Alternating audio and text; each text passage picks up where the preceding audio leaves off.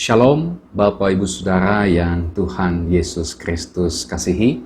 Senang sekali saya dapat kembali hadir dalam tayangan kali ini, di mana hari ini kita akan kembali bersama-sama merenungkan satu bagian kebenaran firman Tuhan, yang kali ini terambil dari kitab Hakim-Hakim pasalnya yang keempat, ayat 1 sampai dengan ayatnya yang ke-24. Nah, tema renungan pada hari ini adalah maju bersama Tuhan. Hakim-Hakim pasal 4 ayat 1 sampai dengan ayatnya yang ke-24, kisah tentang Deborah dan Barak. Di dalam ayatnya yang pertama, di situ dikatakan setelah Ehud mati, orang Israel melakukan pula apa yang jahat di mata Tuhan. Apa yang terjadi? Ayatnya yang kedua, lalu Tuhan menyerahkan mereka ke dalam tangan Yabin, raja Kanaan yang memerintah di Hasor.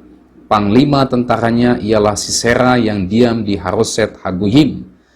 Lalu orang Israel berseru kepada Tuhan sebab Sisera mempunyai 900 kereta besi dan 20 tahun lamanya ia menindas orang Israel dengan keras.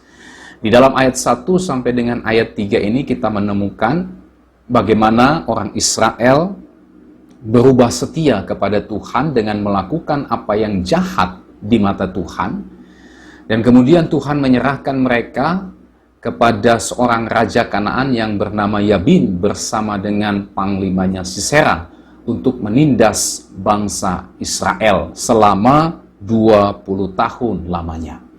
Sisera ini memiliki kereta kuda besi sebanyak 900 kereta besi. Dan tentu ini merupakan sebuah kekuatan yang cukup besar, sebuah kekuatan militer yang ditakuti pada waktu itu. Lalu kemudian bangsa Israel berseru kepada Tuhan oleh karena penindasan yang begitu menyesakkan mereka, dan Tuhan mengutus seorang nabi perempuan yang bernama Deborah untuk membawa bangsa Israel melepaskan diri dari penindasan Yabin Raja Kanaan dan panglimanya Sisera. Deborah menerima firman Tuhan dan firman itu disampaikan kepada Barak dengan harapan Baraklah yang memimpin bangsa itu untuk berperang melawan Yabin bersama dengan panglimanya Sisera. Tetapi di dalam ayatnya yang ke-8, Barak berkata kepada Deborah, jika engkau turut maju, aku pun maju, tetapi jika engkau tidak turut maju, aku pun tidak maju. Terkesan seperti ada keraguan, ya, ketakutan atau kegentaran. Dan di dalam ayat 9, Deborah menubuatkan bahwa oleh karena demikian respon daripada Barak, maka Tuhan akan memakai seorang perempuan untuk menyerahkan Sisera ke dalam tangannya. Jadi bukan lagi Barak, tapi seorang perempuan. Lalu kemudian di dalam ayatnya yang ke-10 sampai dengan ayat 24, kita menemukan bagaimana Tuhan pada akhirnya menyertai bangsa itu berperang melawan Yabin dan mengalahkan Sisera, bahkan Sisera terbunuh oleh seorang perempuan seperti yang dinubuatkan oleh Deborah. Tuhan memberikan kemenangan kepada bangsa Israel sehingga mereka dapat terbebas dari penindasan Yabin, Raja Kanaan. Sebagai respon bangsa Israel atas pertolongan Tuhan yang sudah mereka terima, mereka menyanyikan pujian bersama dengan Deborah dan Barak yang dicatat dalam pasal 5 ayat 1 sampai dengan ayat 31. Dan pada ayat 31b dikatakan di situ, amanlah negeri itu 40 tahun lamanya. Tuhan membebaskan bangsa Israel dari penindasan Raja Kanaan dan bangsa itu kembali mengalami keamanan, ketentraman sepanjang 40 tahun lamanya. Nah, Bapak Ibu Saudara yang Tuhan Yesus Kristus kasihi, demikianlah gambaran dari Hakim-Hakim pasal 4 ayat 1 sampai dengan ayat 24 ini. Dan di dalam perikop firman Tuhan ini ada beberapa pelajaran penting yang kita bisa dapatkan, yang tentu saja dapat kita terapkan di dalam kehidupan kita sebagai orang percaya. Apa saja itu? Pelajaran pertama yang kita bisa dapatkan dalam perikop firman Tuhan ini adalah ketidaktaatan mendatangkan penghukuman. Ayat 1 sampai dengan ayatnya yang ketiga. Tadi sudah jelaskan bahwa orang Israel mengalami penghukuman Tuhan melalui Yabin dan panglimanya Sisera akibat ketidaktaatan mereka kepada Tuhan. Bangsa Israel mengalami penindasan yang sangat hebat dari Yabin dan Sisera akibat mereka meninggalkan Tuhan dengan melakukan apa yang jahat di mata Tuhan. Tuhan menyerahkan mereka kepada Yabin selama 20 tahun lamanya. Mereka ditindas dan penindasan itu membuat hidup mereka menjadi pahit. Hidup mereka jauh dari sejahtera. Hidup mereka jauh dari kedamaian dan kebebasan.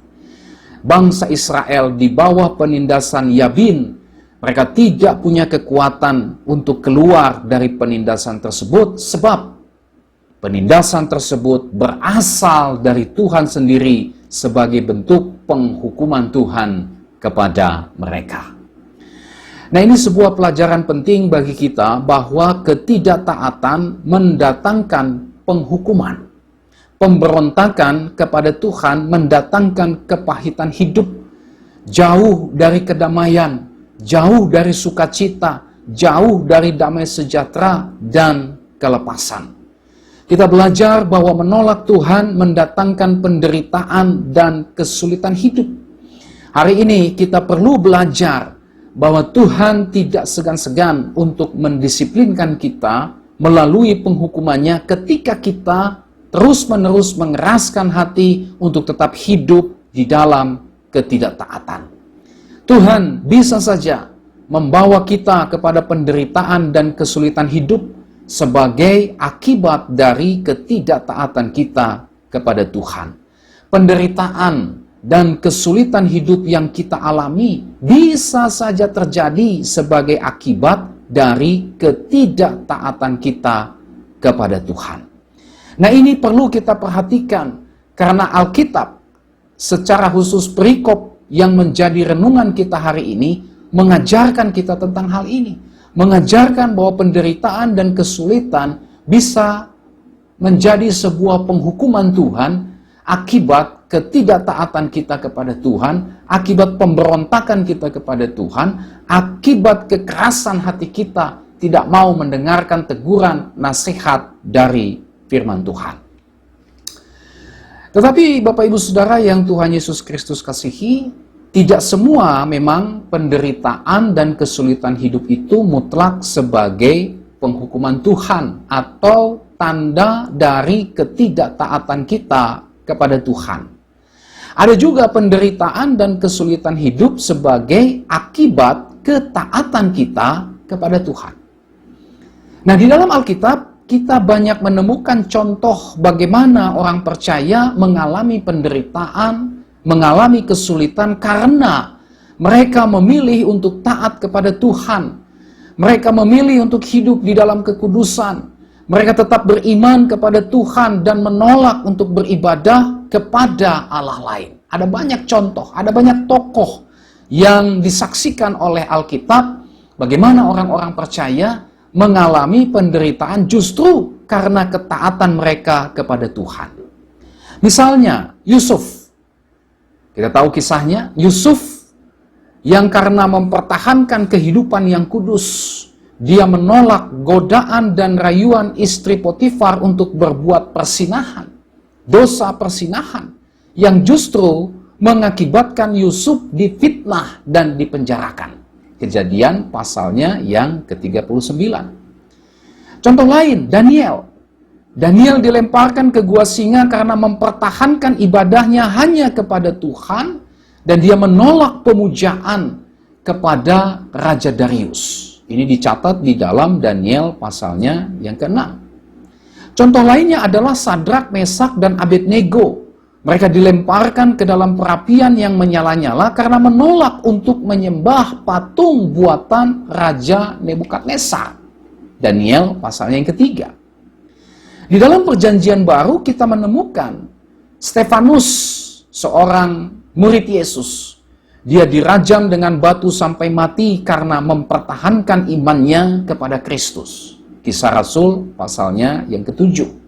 Bahkan di dalam kisah para rasul kita juga bisa menemukan, melihat bagaimana para rasul mengalami aniaya, mengalami penjara, bahkan dihukum mati karena iman mereka kepada Kristus. Dan masih banyak contoh-contoh yang lainnya. Nah, semua itu menunjukkan kepada kita bahwa penderitaan dan kesulitan bisa kita alami akibat ketaatan kita kepada Tuhan. Alkitab melihat penderitaan dan kesulitan yang orang percaya alami sebagai sebuah kasih karunia Allah. Ya. Alkitab memandang penderitaan, kesulitan yang dialami oleh orang percaya sebagai sebuah ketaatan mereka kepada Tuhan, akibat ketaatan mereka kepada Tuhan, ini adalah sebuah kasih karunia Allah.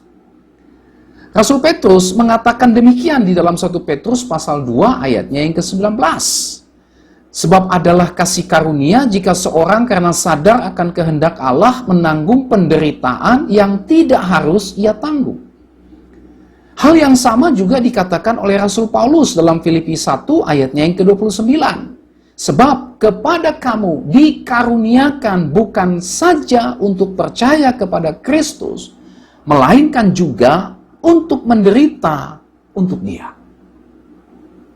Tuhan Yesus sendiri bahkan mengajar orang percaya untuk berbahagia, bersukacita, dan bergembira ketika harus menanggung penderitaan dan kesulitan seperti dicela, dianiaya, dan difitnahkan segala yang jahat karena hidup di dalam kebenaran dan hidup di dalam ketaatan kepada Kristus.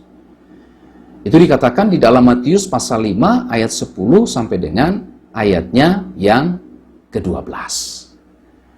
Nah, Bapak Ibu Saudara yang Tuhan Yesus Kristus kasihi, menderita akibat ketidaktaatan dan menderita akibat ketaatan ada perbedaan yang cukup signifikan. Ya, ini yang perlu kita perhatikan juga. Bahwa penderitaan akibat ketidaktaatan ini menjauhkan kita dari damai sejahtera, kita hidup dengan kehilangan sukacita, kita tidak mengalami kelepasan, bahkan kita kehilangan persekutuan dengan Tuhan. Ini penderitaan akibat ketidaktaatan. Sementara penderitaan akibat ketaatan kepada Tuhan justru ini mendatangkan sukacita, ini mendatangkan damai sejahtera, serta menikmati kehadiran Tuhan yang menopang, menguatkan, dan memberikan penghiburan yang sejati. Jadi ini dua perbedaan situasi yang terjadi antara penderitaan akibat ketidaktaatan dengan penderitaan akibat ketaatan. Nah, Bapak Ibu Saudara yang Tuhan Yesus Kristus kasihi, jadi di dalam Alkitab kita menemukan bahwa ada penderitaan akibat ketidaktaatan, tetapi ada juga penderitaan akibat ketaatan. Penderitaan akibat ketidaktaatan ini menjadi sebenarnya sarana yang Tuhan pakai untuk mendisiplinkan kita dengan tujuan supaya kita sadar akan dosa-dosa kita dan kemudian kita bertobat dan kembali kepada Tuhan. Seperti yang dialami oleh bangsa Israel di dalam Hakim-Hakim pasalnya yang keempat ini. Kesulitan, tekanan, penderitaan, kepahitan hidup yang mereka alami, ini menjadi sarana yang Tuhan pakai untuk menyadarkan mereka akan dosa-dosa mereka, lalu kemudian mendorong mereka untuk bertobat dan kembali kepada Tuhan. Tetapi penderitaan akibat ketaatan kepada Tuhan ini juga menjadi sarana. Sarana apa? Sarana yang Tuhan pakai untuk membentuk iman kita kepada Tuhan sehingga semakin teguh, semakin kuat, semakin kokoh, dan tidak tergoyahkan. Nah, Bapak Ibu Saudara yang Tuhan Yesus Kristus kasihi, adakah di antara kita saat ini sedang mengalami penderitaan dan kesulitan hidup?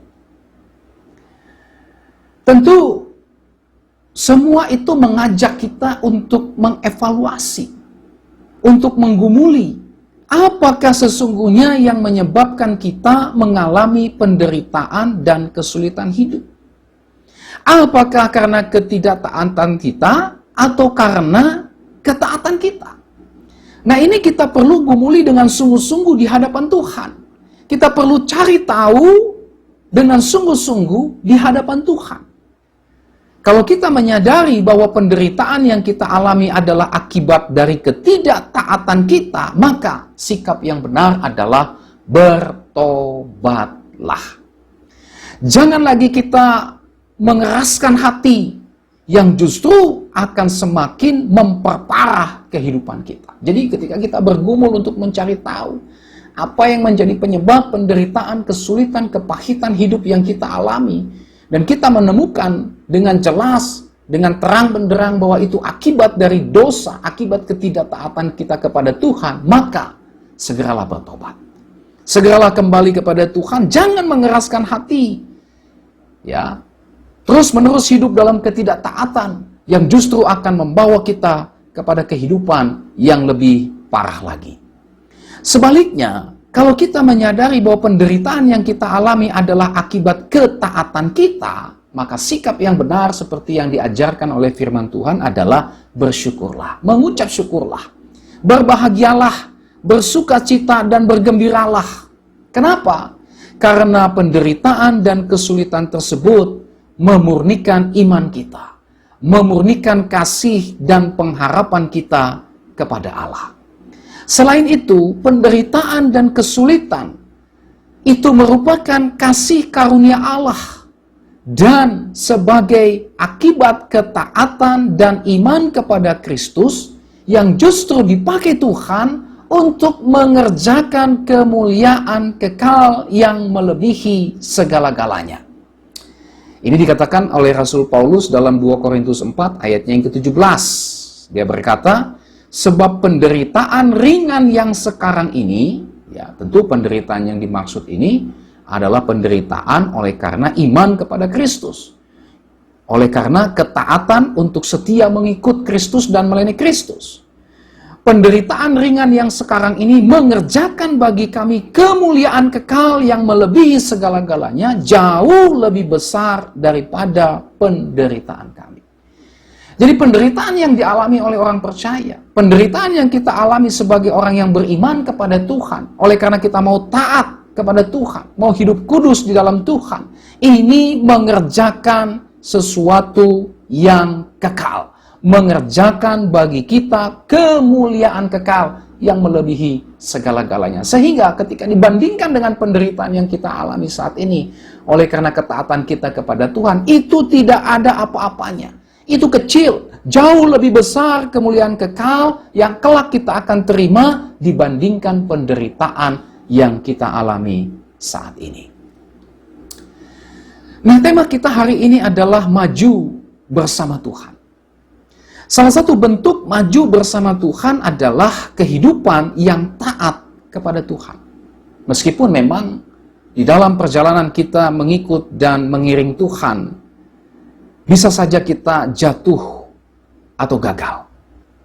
Meskipun mungkin saat ini kita jatuh atau gagal di dalam mentaati Tuhan, tetapi kalau kita menyadari kejatuhan dan kegagalan kita mendengarkan peringatan Tuhan dengan sungguh-sungguh, lalu kemudian kita bertobat, kita bangkit kembali dari kejatuhan dan kegagalan kita, seperti seorang anak bungsu yang meninggalkan rumah bapaknya.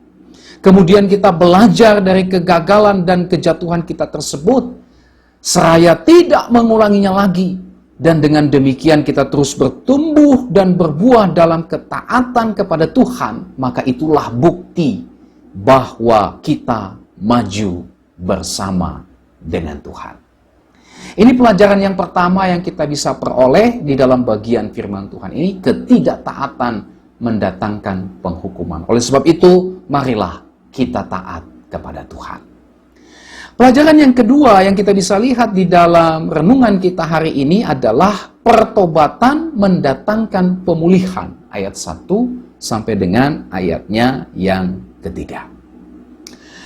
Nah, Bapak Ibu Saudara yang Tuhan Yesus Kristus kasihi, penindasan yang menyebabkan bangsa Israel mengalami penderitaan dan kesengsaraan yang amat sangat, rupanya ini telah membuat mereka sadar atas dosa-dosa mereka kepada Tuhan.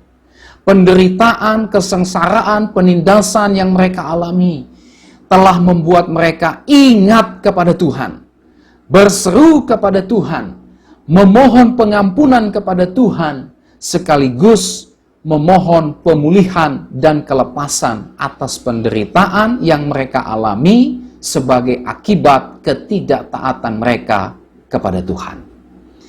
Tuhan pada akhirnya mendengarkan permohonan mereka, memulihkan kehidupan mereka, dan membebaskan mereka dari kesengsaraan akibat penindasan yang dilakukan oleh Yabin dan Sisera. Nah, pelajaran penting bagi kita di dalam bagian ini adalah pertobatan mendatangkan pemulihan dan kelepasan. Tentu saja pemulihan pertama-tama atau yang terpenting, yang terutama adalah relasi kita dengan Tuhan. Ini yang penting, ini yang terutama, yang pertama-tama.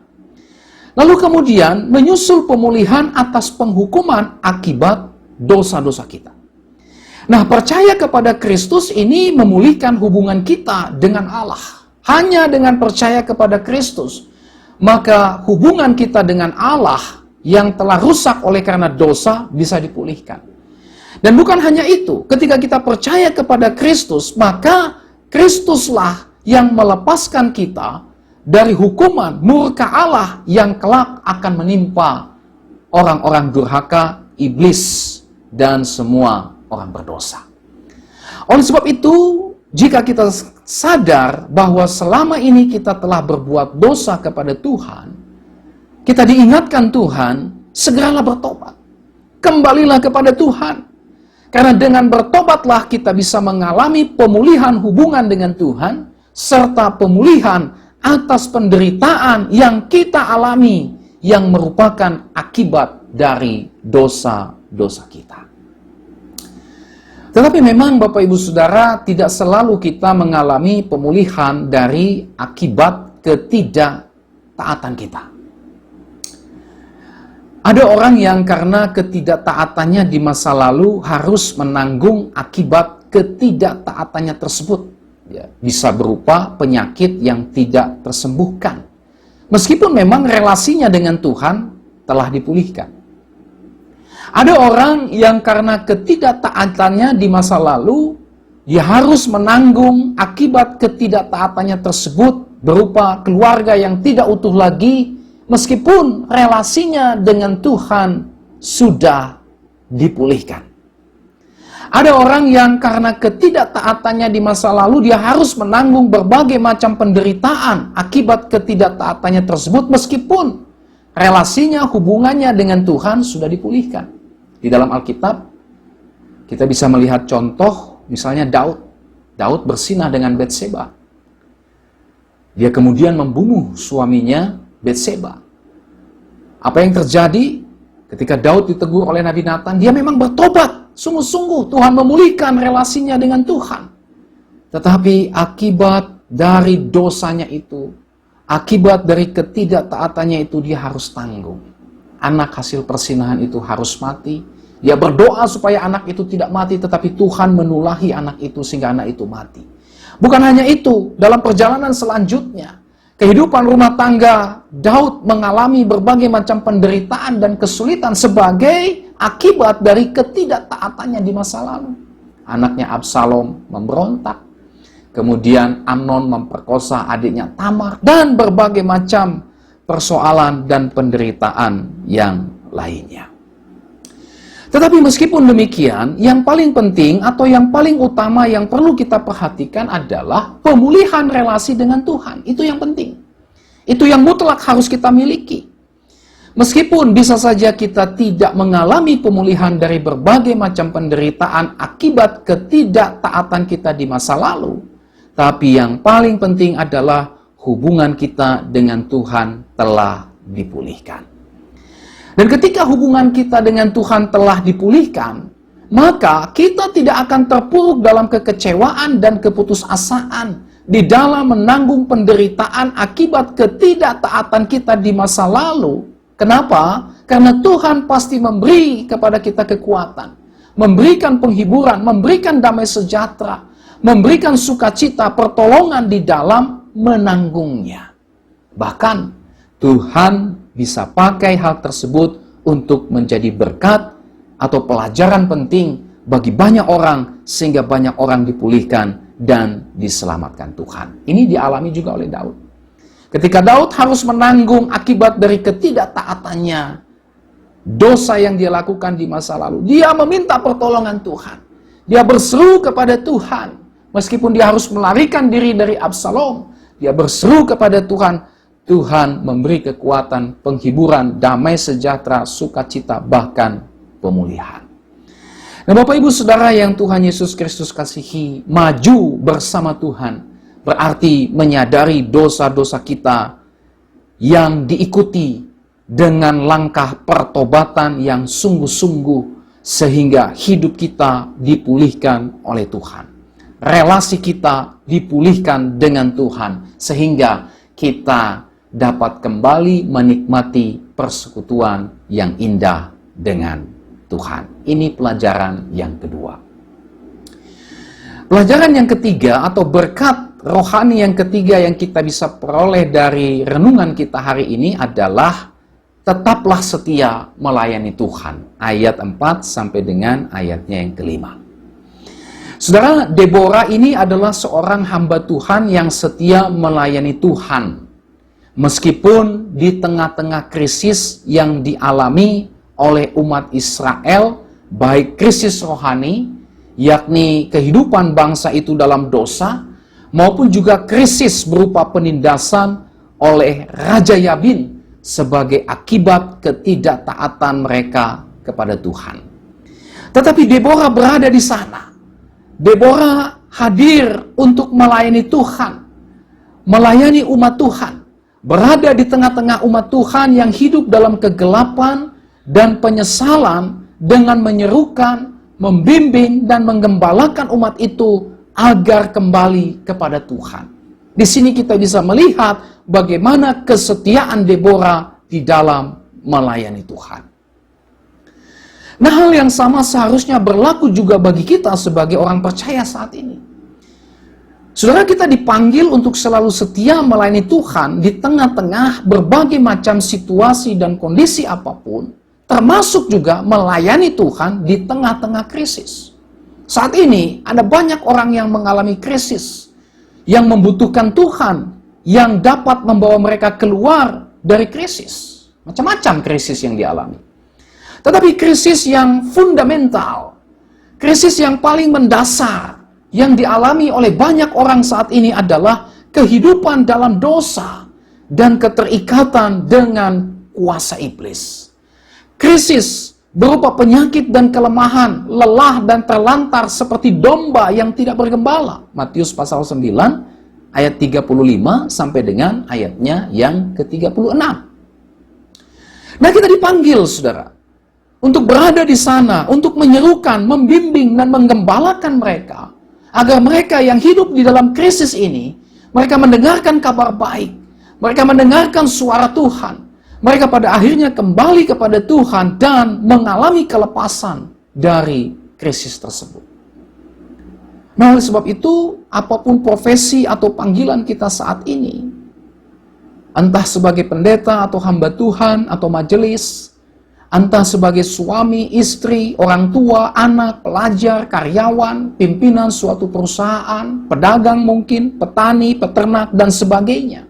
Mari kita ambil bagian setia melayani Tuhan. Bukankah ketika kita dipanggil Tuhan, diselamatkan Tuhan, berarti hidup kita diserahkan sepenuhnya untuk melayani Tuhan. Melayani Tuhan secara khusus menjangkau mereka yang sedang mengalami krisis di dalam kehidupan mereka.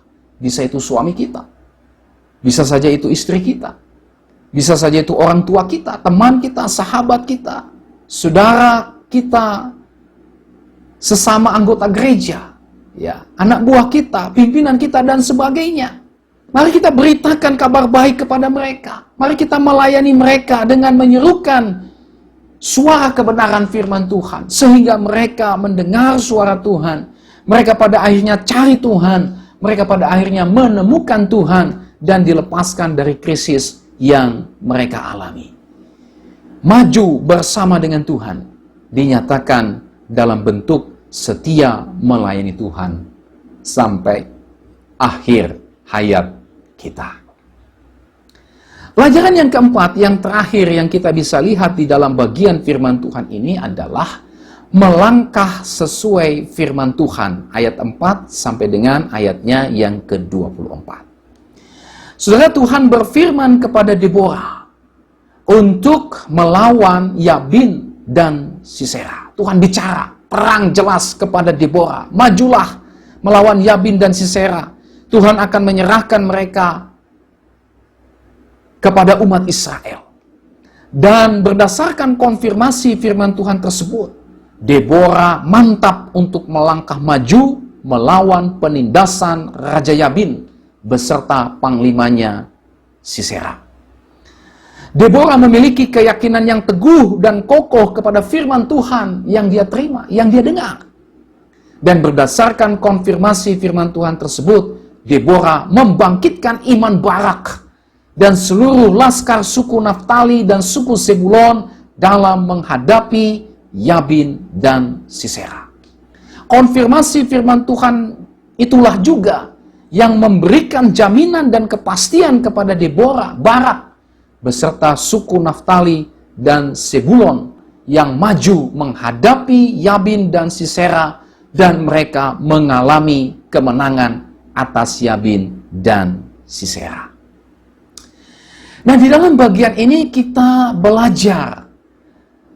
Apa yang kita bisa belajar? Kita belajar betapa pentingnya kita hidup berdasarkan konfirmasi firman Tuhan yang jelas di dalam kehidupan kita. Adanya konfirmasi firman Tuhan kepada kita, ini tentu saja bisa membangkitkan iman dan pengharapan kita. Bisa memberikan kepada kita kekuatan. Bisa memberikan kepada kita sukacita. Bisa memberikan kepada kita penghiburan. Bisa memberikan kepada kita damai sejahtera. Bahkan memberikan jaminan, memberikan kepastian, bahkan kemenangan kepada kita di dalam menjalani hari-hari di sepanjang kehidupan kita, apapun situasi dan kondisinya. Nah, oleh sebab itu, betapa pentingnya kita membaca, merenungkan, dan melakukan firman Tuhan setiap hari. Penting, saudara. Karena dengan demikianlah kita akan mendapatkan konfirmasi yang jelas dari Tuhan. Penting, saudara. Kita harus membaca, merenungkan, melakukan firman Tuhan setiap hari. Karena dengan demikian kita mendapatkan konfirmasi yang jelas dari Tuhan. Ya, bagaimana mungkin kita bisa menerima konfirmasi dari Tuhan jika kita malas, acuh tak acuh, tidak peduli, bersikap masa bodoh, tidak mau tahu di dalam membaca dan merenungkan firman Tuhan? Mustahil kita memiliki iman jika kita tidak pernah sungguh-sungguh memperdulikan Alkitab kita dengan membaca dan merenungkannya setiap hari. Bukankah Alkitab mengatakan bahwa iman timbul dari pendengaran dan pendengaran oleh firman Kristus?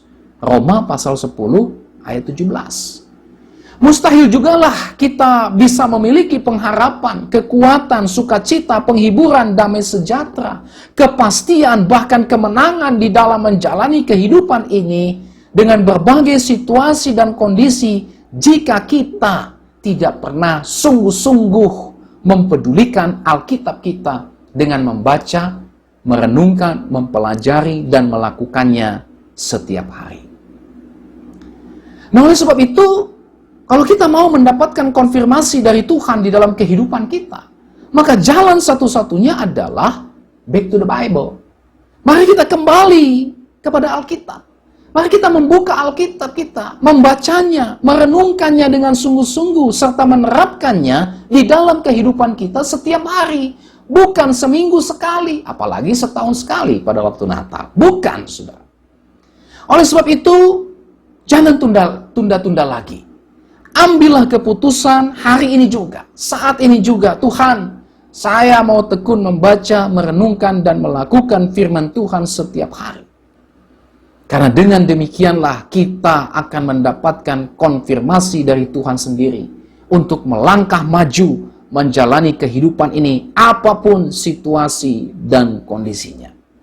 Ambillah keputusan hari ini untuk tekun membaca, merenungkan, dan melakukan firman Tuhan setiap hari. Karena dengan demikian kita akan memahami kehendak Allah dan hidup di dalam kehendak Allah tersebut. Ambillah keputusan hari ini juga untuk tekun membaca, merenungkan, dan melakukan firman Tuhan setiap hari. Karena dengan demikian kita akan menikmati kuasa firman Tuhan yang tentu saja membangkitkan iman kita, memberikan kita pengharapan, membangkitkan semangat kita, memberi kita kekuatan, sukacita, penghiburan, damai sejahtera, kepastian, dan kemenangan kepada kita di dalam menjalani hari-hari di sepanjang kehidupan kita, apapun situasi dan kondisinya. Ambillah keputusan hari ini juga untuk tekun membaca, merenungkan, dan melakukan firman Tuhan setiap hari. Karena dengan demikian, saudara, kita akan terhindar dari atau tidak jatuh dalam godaan dosa, tidak jatuh dalam tipu muslihat iblis, serta tidak terjerat dengan berbagai macam ajaran sesat. Ambillah keputusan hari ini untuk tekun membaca, merenungkan, dan melakukan firman Tuhan setiap hari. Karena dengan demikian kita menikmati persekutuan dengan Tuhan secara pribadi. Kita menikmati dan mengalami kehadiran Tuhan yang nyata secara pribadi.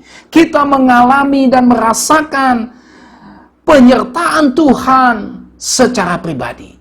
Kita akan mengalami Tuhan secara pribadi di dalam kehidupan kita. Oleh sebab itu, hari ini mari kita ambil keputusan.